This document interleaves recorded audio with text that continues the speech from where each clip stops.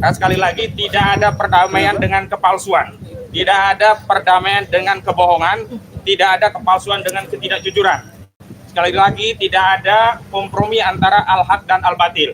Sehingga kami tegaskan kepada seluruh rakyat Indonesia, Pak Rismon, Pak Roy, dan yang lainnya tetap membersamai aspirasi seluruh rakyat Indonesia yang ingin membuka kasus ini sampai tuntas ke akar-akarnya. Jadi kalau ada pihak-pihak yang mengaku punya kepentingan, punya kapasitas, atau mengaku juru bicara atau apapun, termasuk kemarin kami komplain Saudara Faisal Assegaf yang tiba-tiba bicara tentang perdamaian, juga Prof. Jimli Asidiki yang bicara tentang mediasi, karena ini kasus pidana, bukan kasus perdata. Kemarin waktu saat kasus perdata, Saudara Joko Widodo berulang kali di mediasi justru tidak pernah hadir. Hari ini di kasus pidana yang Saudara Joko Widodo sendiri melaporkan, maka Saudara Joko Widodo harus masuk ke pengadilan. Jadi jangan kemudian membangun narasi untuk mediasi di kasus pidana. Dan kepada tim reformasi Polri, khususnya Komisi Reformasi Polri, semestinya fokus ngurusi institusi Polri, baik mengawasi tentang kinerja, kebijakan, anggaran, SDM, institusional, bukan sibuk ngurusi ijazah Jokowi. Dan salah satu legasi institusi Polri yang perlu dikoreksi adalah gemar melakukan kriminalisasi. Dan karena kriminalisasi itulah hari ini klien kami, Pak Roy Suryo dan kawan-kawan, menjadi statusnya menjadi tersangka begitu. Jadi sekali lagi jangan lencengkan atau jatuhkan marwah institusi yang baru dibentuk oleh Pak Prabowo untuk mendamaikan ijazah palsu. Sekali ijazah itu diprotes oleh rakyat, tidak boleh dihentikan di tengah jalan, karena ini harus dituntaskan di era kita, tidak boleh kita wariskan kepada generasi selanjutnya. Yang kedua, terkait gelar perkara khusus, kami sudah mengirim gelar perkara khusus di bagian Wasidik di Polda Metro Jaya 21 Juli yang lalu. Namun sampai hari ini tidak pernah ditindaklanjuti, dan kemarin dari penyidik kami disonding untuk menindaklanjuti, dan hari ini kami juga akan kembali mengirimkan permohonan gelar perkara khusus yang hari ini kami serahkan kembali ke Biro Wasidik. Dan sebenarnya ini juga sudah kami persoalkan karena dulu sudah ada gelar perkara khusus di Bareskrim ketika penyelidikan itu dihentikan, tetapi kenapa saat di Polda penyelidikan itu ditingkatkan menjadi penyidikan, saat itu tidak dilakukan gelar perkara khusus.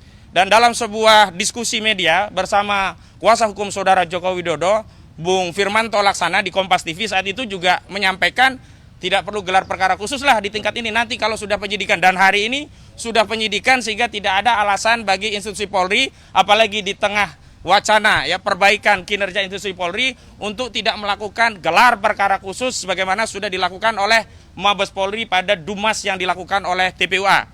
Dan terakhir berkaitan dengan apa yang kemarin disampaikan oleh Polda bahwa salah satu sebab tidak ditahannya klien kami karena kami mengajukan sejumlah saksi dan ahli. Hari ini kami akan mengirimkan surat secara resmi kepada Direktur Kriminal Umum Polda Metro Jaya tentang sejumlah nama ahli-ahli yang memang sudah kami siapkan, sudah berkomunikasi untuk bisa diperiksa di tingkat penyidikan agar ada kesetimbangan dari keterangan-keterangan ahli. Hanya yang sebelumnya hanya dari penyidik, kami harapkan juga bisa mempertimbangkan keterangan ahli dari kami. Setidaknya ada 4 ahli, 1 ahli bahasa, ya ahli bahasanya itu forensik, linguistik forensik, mohon maaf ya. Kemudian ada ahli pidana, kemudian juga ada ahli ITE. Untuk linguistik forensiknya kami sudah siapkan nama-nama dan nanti akan kami sonding, dan kami sudah meminta agar pemanggilannya melalui kami dengan waktu yang cukup agar nanti kami juga bisa menghubungi ahli-ahli kami. Kenapa demikian? Karena kami juga butuh mendapat persetujuan dari institusi masing-masing karena ahli ini adalah bersatu ASN begitu. Selanjutnya kami juga menyampaikan 11 saksi yang meringankan di tahap penyidikan. Terlepas kami juga nanti akan menghadirkan lagi di tingkat persidangan. Jadi di penyidikan dengan di persidangan kami bedakan. Di penyidikan kami setorkan ke pihak penyidik, di persidangan kami akan persiapkan tambahannya nanti di persidangan. Selanjutnya kami ingin tegaskan di kasus ini ya, peran yang membuat klien kami tidak ditahan adalah dukungan dan doa seluruh rakyat Indonesia. Jadi jangan percaya kalau ada pihak-pihak yang mengaku-ngaku merasa punya peran sehingga klien kami tidak ditahan. Apalagi mengaku-ngaku punya kapasitas untuk menyelesaikan persoalan ini dengan perdamaian-perdamaian.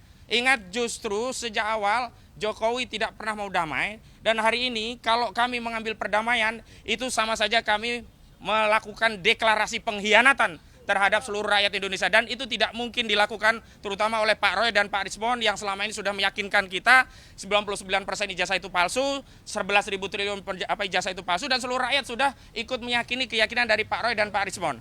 Karena itu mohon doa dukungannya. Kami akan tetap istiqomah konsisten untuk berjuang untuk membersihkan legasi bangsa Indonesia dari dugaan pernah dipimpin oleh seorang presiden berijazah palsu.